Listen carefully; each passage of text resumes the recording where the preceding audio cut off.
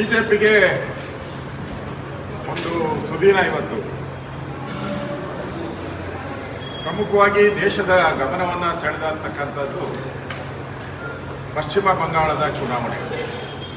ಇಡೀ ದೇಶ, ಇಡೀ ಪ್ರಪಂಚ, ಎಸ್ಪೆಷಲಿ ಬಾಂಗ್ಲಾದೇಶ, ಪಾಕಿಸ್ತಾನನೂ ಕೂಡ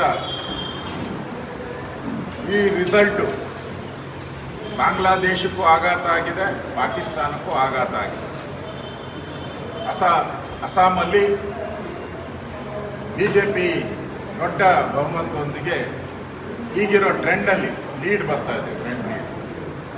ಅದೇ ರೀತಿ ವೆಸ್ಟ್ ಬೆಂಗಾಲಲ್ಲೂ ಕೂಡ ಬಿಜೆಪಿ ಟ್ರೆಂಡು ದೊಡ್ಡ ಮಟ್ಟದಲ್ಲಿ ಬರ್ತಾ ಇದೆ. ಮತ್ತು ಪುದುಚೇರಿಯಲ್ಲಿ ಕಳೆದ ಬಾರಿನೂ NDA ಸರ್ಕಾರ ಇತ್ತು, ಈ ಬಾರಿನೂ NDA ಸರ್ಕಾರ ದೊಡ್ಡ ಅಂತರದಲ್ಲಿ NDA ಸರ್ಕಾರ ಬರ್ತಾ ಇದೆ. ತಮಿಳುನಾಡಲ್ಲಿ ಬಿಜೆಪಿ ಮತ್ತು ಅಣ್ಣಾ DMK ವಿಚಾರವಾಗಿ ಮಾಧ್ಯಮದಲ್ಲಿ, ಸಮೀಕ್ಷೆಗಳಲ್ಲಿ ಎಲ್ಲರೂ ಕೂಡ 10, 15, 20 ಈ ಥರ ಸ್ಥಾನಗಳನ್ನು ತೋರಿಸ್ತಾ ಇದ್ರು. ಒಂದೇ ಒಂದು ಸಮೀಕ್ಷೆ ಬಿಟ್ಟರೆ ಇನ್ನೆಲ್ಲನೂ ಕೂಡ DMK ಗೆಲ್ಲುತ್ತೆ, DMK. ಈಗ DMK ಒಂದು ರೀತಿ ಹತಾಶ ಮನೋಭಾವದಲ್ಲಿ ಗೂಡು ಸೇರಿದ್ದಾರೆ. ಇವತ್ತು ಅಣ್ಣಾ DMK, NDA ಒಳ್ಳೆಯ, ನಾವು ಬಯಸಿದ್ದಕ್ಕಿಂತ ಹೆಚ್ಚು ಲೀಡ್ ಬರ್ತಾ ಇದೆ.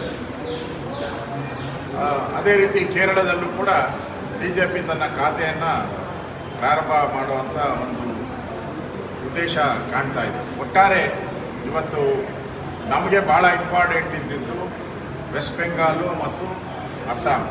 ಯಾಕಂದರೆ ನಮ್ಮ ಗಡಿಯಲ್ಲಿ ಕಳೆದ 20 ವರ್ಷದಿಂದನೂ ಕೂಡ ನಾವು ಬಾಂಗ್ಲಾದೇಶ ಮತ್ತು ಭಾರತದ ಗಡಿಯ ಬೇಲಿ ಹಾಕೋಕ್ಕೆ ಮಮತಾ ಬ್ಯಾನರ್ಜಿಯವರು ಬಿಟ್ಟಿರಲಿಲ್ಲ.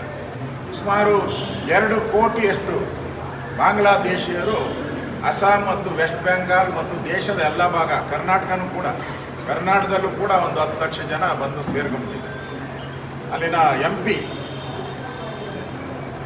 ಬಾಂಗ್ಲಾದೇಶದ MP ಪಾರ್ಲಿಮೆಂಟಲ್ಲಿ ಭಾಷಣ ಮಾಡಿದರೆ, ಇನ್ಮೇಲೆ ಯಾರು ನುಸುಳುಕೋರು ಭಾರತಕ್ಕೆ ಹೋಗಿದ್ರು ಅವರೆಲ್ಲ ವಾಪಸ್ ಬಂದರೆ ನಮ್ಮ ಗತಿ ಏನು ಅಂತ. ಅಂದರೆ ಆ ರೀತಿ ಭಯ. ಮಮತಾ ಬ್ಯಾನರ್ಜಿ ಅಂದರೆ ನುಸುಳುಕೋರರಿಗೆ ಸ್ವರ್ಗ ಮಾಡಿದ್ರು.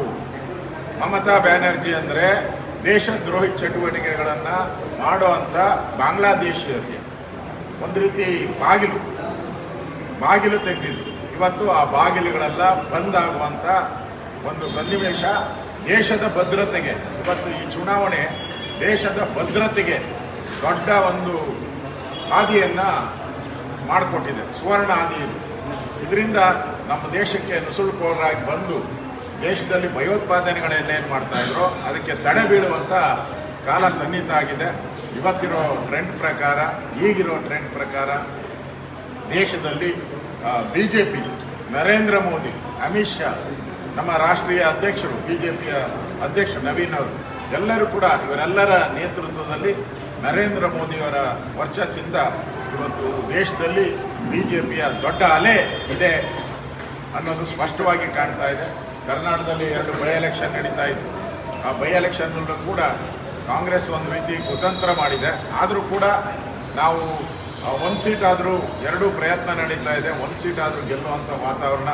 ನಾನಲ್ಲಿ ನಮ್ಮ ಸಿದ್ದೇಶ್ ಅವರಿಗೆ ಫೋನ್ ಮಾಡಿದ್ದೆ, ನಮ್ಮ MP ಆಗಿದ್ದಂಥವರು. ಅವರು ಕೂಡ ಹೇಳಿದ್ರು, ನಮಗೆ ಅಲ್ಲಿ ಗ್ರಾಮಾಂತರದಲ್ಲಿ ಹೆಚ್ಚು ಓಟ್ ಬರುತ್ತೆ, ನಾವು ಗೆಲ್ತೀರಿ, ಅದನ್ನು ದಾವಣಗೆರೆಯನ್ನು ನಾವು ಗೆಲ್ತೀರಿ ಅನ್ನೋ ಮಾತನ್ನು ಹೇಳಿದ್ದಾರೆ. ಮತ್ತು ಬಾಗಲಕೋಟೆಯಲ್ಲಿ ಫೈಟ್ ನಡೀತಾ ಇದೆ, ನೋಡೋಣ, ಅದು ಕಾದು ನೋಡ್ತೀರಿ ಅದನ್ನು. ಇದು ಗೆಲ್ಲುವಂಥ ವಾತಾವರಣ ದಾವಣಗೆರೆಯಲ್ಲಿ ನಾವು ಕಾಣ್ತಾ ಇದ್ದೀವಿ. ಒಟ್ಟಾರೆ ದೇಶದ ಭದ್ರತೆಗೆ ಅಪಾಯ ಒಡ್ಡಿರ್ತಕ್ಕಂಥ ವೆಸ್ಟ್ ಬೆಂಗಾಲ್ ಮತ್ತು ಅಸ್ಸಾಂ ಇವತ್ತು ಬಿಜೆಪಿಯ ವಶ ಆಗೋದ್ರಿಂದ ದೇಶದ ಭದ್ರತೆ ಇನ್ನಷ್ಟು ಒಳ್ಳೆಯ ಭದ್ರತೆಯನ್ನು ಕೊಡುವಂಥದ್ದಕ್ಕೆ ಕೇಂದ್ರ ಸರ್ಕಾರಕ್ಕೆ ಒಳ್ಳೆಯ ಅವಕಾಶ ಸಿಗ್ತಾ ಇದೆ. ನಾನು ಈ ಎಲ್ಲ ಬೆಳವಣಿಗೆ ನರೇಂದ್ರ ಮೋದಿಯವರಿಗೆ, ಅಮಿತ್ ಶಾ ಅವರಿಗೆ, ನಮ್ಮ ಕೇಂದ್ರದ ನಮ್ಮ ರಾಷ್ಟ್ರೀಯ ಅಧ್ಯಕ್ಷರಿಗೆ ಈ ಸಂದರ್ಭದಲ್ಲಿ ಮೊದಲ ಹಂತದ ಏನು ಲೀಡ್ ಬರ್ತಾ ಇದೆ ಅದಕ್ಕೆ ನಾನು ಅಭಿನಂದನೆ ಸಲ್ಲಿಸ್ತೀನಿ. ಅಲ್ಲಿನೂ ಕೂಡ ಮುಸಲ್ಮಾನರಲ್ಲಿ ದೊಡ್ಡ ಒಂದು ಆತಂಕ ಕ್ರಿಯೇಟ್ ಆಗಿದೆ. ಕಾಂಗ್ರೆಸ್ಸು ನಮಗೆ ಬೆನ್ನಿಗೆ ಚೂರಿ ಹಾಕಿದ್ದಾರೆ, ಕಾಂಗ್ರೆಸ್ ದ್ರೋಹ ಬಂದಿದೆ, ನಮಗೆ ಕಾಂಗ್ರೆಸ್ಗೆ ಮುಸಲ್ಮಾನರ ಓಟ್ ಬೇಕೇ ಹೊರತು ಅವರ ಒಡೆದು ಬೇಕಾಗಿಲ್ಲ. ಅವರ ರಾಜಕೀಯ ಪ್ರಾತಿನಿಧ್ಯ ಕೊಡುವಂಥದ್ದು ಕಾಂಗ್ರೆಸ್ ಕೊಡ್ತಾ ಇಲ್ಲ. ಒಂದು ರೀತಿ ಮುಸಲ್ಮಾನರನ್ನ ಮಲತಾಯಿ ಧೋರಣೆಯನ್ನು ಕಾಂಗ್ರೆಸ್ ಮಾಡ್ತಾ ಇದೆ. ಗೆಲ್ಲಕ್ಕೆ ಮಾತ್ರ ನಾವು ಬೇಕು, ಅಧಿಕಾರ ಬಂದಾಗ ನಾವು ಬೇಡ ಅನ್ನೋದು ಭಾವನೆ ಮುಸಲ್ಮಾನರಲ್ಲಿ ಬಂದಿದೆ. ಅದರಿಂದ ಅವರು ಎಚ್ಚರಗೊಳ್ತಾ ಇದ್ದಾರೆ. ನರೇಂದ್ರ ಮೋದಿ ನಮ್ಮ ದೇಶದ ಪ್ರಧಾನಿ 3 ಬಾರಿ ಆಗಿದ್ದಾರೆ. ನಮಗೇನು ತೊಂದರೆ ಆಗಿದೆ? ಏನು ತೊಂದರೆ ಆಗಿಲ್ಲ. ಭಾಳ ಅನುಕೂಲಗಳ ಕೂಡ ಆಗಿದೆ. ಅದರಿಂದ ಕಾಂಗ್ರೆಸ್ ನಮ್ಮನ್ನು ಏನು ಬೆದರಿಕೆ ಬೊಂಬೆಯಾಗಿ ಇಟ್ಕೊಂಡಿದ್ರು, ಅದು ಇವತ್ತು ದಾವಣಗೆರೆ ಚುನಾವಣೆಯಲ್ಲಿ ನಾವು ಗೆಲುವನ್ನು ಸಾಧಿಸ್ತೇವೆ.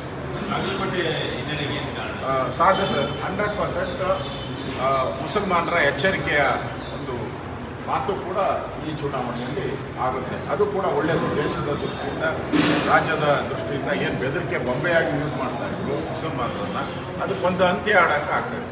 ಈ ಬಾಗಲಕೋಟೆ ಚುನಾವಣೆಗೆ ಸಂಬಂಧಪಟ್ಟಂತೆ ಕೊನೆಯ ಹಂತದಲ್ಲಿ ನಮಗಿರೋಂಥ ಮಾಹಿತಿ ಪ್ರಕಾರ ಎಲ್ಲರೂ ಹೊರಗಡೆ ಹೋದ್ಮೇಲೆ BJPಯ ಕಾರ್ಯಕರ್ತರು ನಾವು ಯಾರ್ಯಾರು ಕ್ಯಾನ್ವಾಸ್ ಮಾಡಿ ಎಲ್ಲ ಬಂದ ಮೇಲೆ ಅಲ್ಲಿ ಕಾಂಗ್ರೆಸ್ ಅವರು ಅಧಿಕಾರದ ದುರ್ಬಳಕೆ ಮಾಡ್ಕೊಂಡು ಅಲ್ಲಿನ ಕೆಲವು ಶಾಸಕರು ಹೊರಗಡೆಯಿಂದ ಹೋಗಿ ಅಲ್ಲಿ ಹಣ ಹಂಚಿರೋದು ನಾವು ದಾಖಲೆಗಳನ್ನು ಕಲೆಕ್ಟ್ ಮಾಡ್ತಾ ಇದ್ದೀವಿ. ಅದು ಕೂಡ ನನಗೆ ಬೆಳಗ್ಗೆ ಫೋನ್ ಬಂದಿದ್ದು. ಆ ದಾಖಲೆಗಳನ್ನು ಕೂಡ ಕಲೆಕ್ಟ್ ಮಾಡ್ತಾ ಇದ್ದೀವಿ. ಹಣ ಹಂಚಿರೋದ್ರ ಬಗ್ಗೆ ನಮಗೆ ದಾಖಲೆಗಳು ಸಿಗ್ತಾ ಇದೆ. ಎಲ್ಲರೂ ಆಚೆ ಬಂದ ಮೇಲೆ ಅವ್ರು ಮಾತ್ರ ಒಳಗಡೆ ಇದ್ದು ರೆಸಾರ್ಟ್ಗಳಲ್ಲಿ ಹಣ ಹಂಚಿರೋದು ದಾಖಲೆಗಳು ಬರ್ತಾ ಇದೆ. ನೋಡೋಣ, ಅದು ಪ್ರಯತ್ನ ನಡೀತಾ ಇದೆ. ಆದರೆ ಅಲ್ಲಿ ಹಣದ ಪ್ರಭಾವ ಹೆಚ್ಚಿಗೆ ಕಂಡು ಬರ್ತಾ ಇದೆ ಕಾಂಗ್ರೆಸ್ ಪಾರ್ಟಿಯಿಂದ. DK ಶಿವಕುಮಾರ್ ಅವರು ಅಸ್ಸಾಂಗೆ ಹೋಗ್ತಾ ಇದ್ರು. ಅಲ್ಲಿ ರೆಸಾರ್ಟ್ ರಾಜಕಾರಣ ಆಗುತ್ತೆ, ಕಾಂಗ್ರೆಸ್ ಶಾಸಕರನ್ನ ಸೆಳೆಯುವಂಥ ಕೆಲಸ BJP ಮಾಡುತ್ತೆ. ನಾನು ಕೇಳಿದೆ ನನ್ನ ಪತ್ರಿಕೆಯಲ್ಲಿ, DK ಶಿವಕುಮಾರ್ ಅವರು ಅಲ್ಲಿ ರೆಸಾರ್ಟ್ಗಳನ್ನು ಬುಕ್ ಮಾಡಿದ್ದಾರೆ. ಅಸ್ಸಾಮಲ್ಲಿ ಏನೋ ಒಂದು ಕಾಂಗ್ರೆಸ್ಗೆ ಏನೋ ಒಂದು ದೊಡ್ಡ ಗೆಲುವು ಬರ್ತಾ ಇದೆ. ನಾನು ಹೇಳ್ತಾ ಇದ್ದೀನಿ, DK ಶಿವಕುಮಾರ್ಗೆ ಇಲ್ಲೇ ಎಲ್ಲ ನಾವು ಬೆಂಗಳೂರಲ್ಲಿ ಒಂದು ರೆಸಾರ್ಟ್ ಮಾಡ್ಕೊಡೋದು ಒಳ್ಳೇದು. ಅಲ್ಲೋಗಿ ರೆಸಾರ್ಟ್ ಹೇಗೆ ಮಾಡಕ್ಕೆ ಹೋಗ್ತೀರಪ್ಪ? ಇಲ್ಲಿ ರೆಸಾರ್ಟ್ ಮಾಡ್ಕೊಳ್ಳಿ. ಇಲ್ಲಿ ನಿಮ್ಮ MLAಗಳೆಲ್ಲ ಕಿತ್ಕೊಂಡು ಹೋಗ್ತಾ ಇದ್ದಾರೆ. ಫ್ಲಡ್ ರೀತಿ ಡೆಲ್ಲಿಗೆ ಹೋಗ್ತಾ ಇದ್ದಾರೆ, ಹೋಗ್ತಾ ಇದ್ದಾರೆ. ಸಿದ್ದರಾಮಯ್ಯನವರೇ ರಿಟೈನ್ ಆಗಬೇಕು ಅಂತ. ಈಗ ಖರ್ಗೆ ಅವರು ಮತ್ತೆ ವಾಪಸ್ ಕರ್ನಾಟಕಕ್ಕೆ ಬರೋಕ್ಕೆ ರೆಡ್ ಕಾರ್ಪೆಟ್ ಹಾಕೊಂಡಿದ್ದಾರೆ. ಅವರೇ ಆಗ್ತಾ ಇದ್ದಾರೆ. ಕೆಲವರು ಅದಕ್ಕೆ ರೆಡ್ ಕಾರ್ಪೆಟ್ಗೆ ಸಪೋರ್ಟ್ ಮಾಡ್ತಾರೆ, ಪರಮೇಶ್ವರ್ ಅವರು ಸೇರಿ.